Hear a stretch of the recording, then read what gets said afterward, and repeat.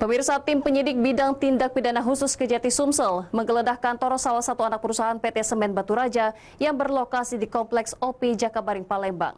Penyidik amankan sejumlah dokumen.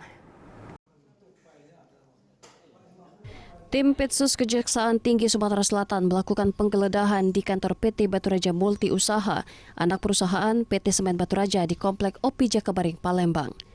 Dalam penggeledahan tersebut, jaksa penyidik mengamankan sejumlah dokumen.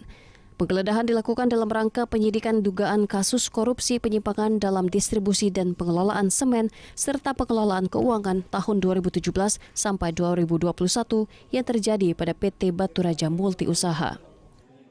Kalau saksi-saksi kurang lebih 13 sampai 15 orang.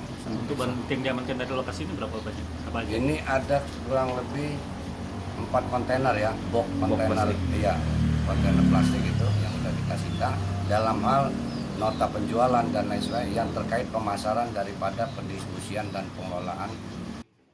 Usai melakukan penggeledahan dan mengamankan beberapa berkas dokumen, petugas tim sus jaksa langsung kembali menuju Kejaksaan Tinggi Sumatera Selatan. Dari Palembang, Guntur Yansyah, iNews melaporkan.